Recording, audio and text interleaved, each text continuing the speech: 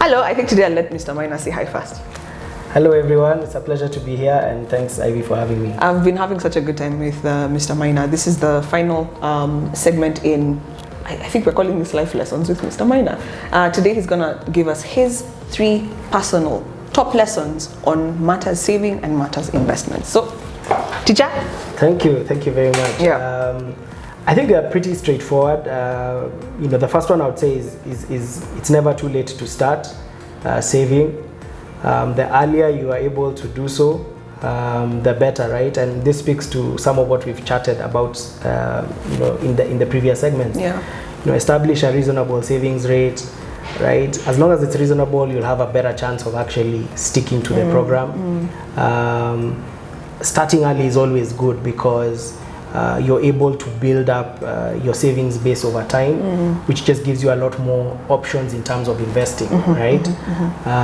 In terms of the investment side of things, doing some own due diligence around whatever you're considering is important. Remember, it's your hard-earned money, it's your hard-earned resources, right? So who better than you to take that ownership in terms of actually just doing a little bit of work and just seeing, is what you're hearing versus what seems to be the reality on the ground consistent, right? Yeah. And that cuts across anything, whether it's real estate, whether it's money market investing. Just put in a bit of time to actually make sure that you're making a choice that you are comfortable with, right? Yeah. So own the choice. Maybe related to that is, if it sounds too good to be true, it probably is, right? So. And a caveat to that is it's always good to ask, what's the downside as well for some of these investments. It's hardly ever the case that everything is rosy and upward facing, right? That's so it's good to advice. understand, if it doesn't work out, what does that look like as well?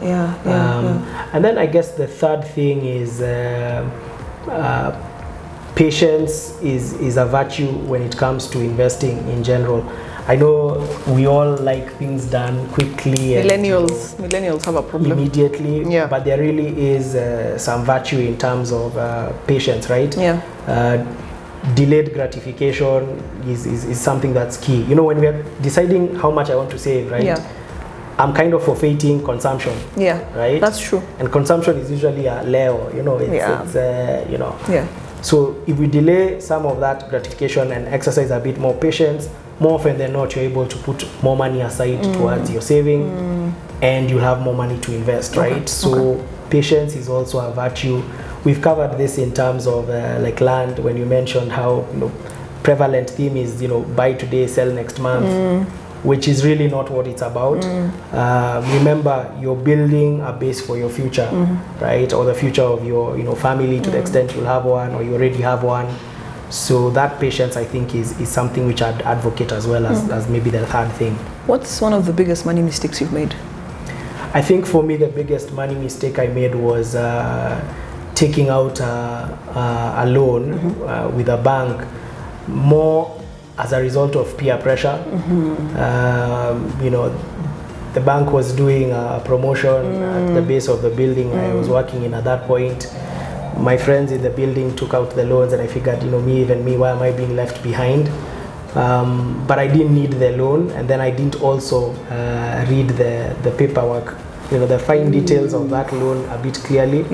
So by the time I was figuring out the fact that, I didn't need this, let me just pay it back quickly. I actually found that there were some penalties for paying it back sooner than the time, right? Oh my days. So that was painful, in the sense that I took out a facility I didn't really need. So I hadn't given it that thought as to what I was going to use the funds for. And then B, my due diligence call throughout our sessions has been as a result of that, right? I kind of brushed over the information there.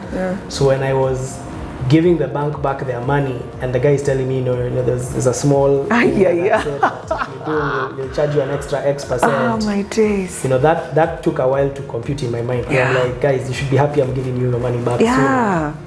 But again, these are the things you learn from, and I don't get money you don't need from, take on debt that you don't need, I would say. Read the fine print. And read the fine print. Oh my goodness, wow, fantastic. My final question. I have access to you, luckily. What about people who do not really know how to go about managing their finances and blah, blah, blah? I've been asked severally, where can I get a financial advisor? And not one who's going to push a particular product to me. Someone, just general financial knowledge. Where can I get someone like that? Okay, so, I'll answer it in two parts. Yeah. Again, I just think of where we are right now. You can get a lot of constructive advice on financial matters simply by just Googling on the internet. Okay. Obviously, you may have to then sift through what comes up, but in general, there's actually a wealth of knowledge available out there. I think we've mentioned Investopedia before in some of the other segments. Yes. So Investopedia is a fantastic learning tool, right? They cover a lot of investment related things in a very accessible way. Okay. So you don't have to be a finance specialist to understand what they're saying, and it's not a bad place to start. In terms of organizations, I know, for example, if one called the Apollo group in terms of our contact center, call Apollo. Our email, contact, I believe it's contactcenter@apollo.co.ke. I'll just confirm that. Yeah. Again, gives you access to a team who are available to help you think through some of those issues. Yeah. Both on your investment side of your business, but even in terms of things like your life planning. We've gone through COVID, right? COVID has taught us that health is important, right? Whether it's your own personal health, whether it's the health of your family, right? Your health is your wealth. 100%, right? Yeah. It allows you to then do all these other things. So if you had never really seriously considered things like a health cover, etc., right? Through those kind of contacts, you can get a sense of this is what it is. It's probably one of the things that is be a good investment going forward, because your health is your wealth. I can't put it better than that either, right? And if you're in good health, you're then able to be more productive in all these other areas. So yeah, I'd say getting in touch through those numbers should also be available on the Apollo website. Yeah. There's a team that's ready to give you those high-level guidance around what you might be considering. Yeah. And take it from there. The team is super engaging. Yeah. I think it's usually a lovely chat between them and yourselves as well as prospective clients. Yeah. So yeah, I think those are the two ways I'd say, be hungry for the information and just keep learning. It never stops, by the way. Is the other thing which I'd say. So just maintain the interest, and keep it going. Parting shot. Stay hungry, maintain the interest, and keep it going. Guys, leave a comment if you enjoyed this video. If you have a question, jot it down. I'll find a way to find James again and Mr. Maina again and ask him the questions that you've asked. If you found this video helpful, share it widely.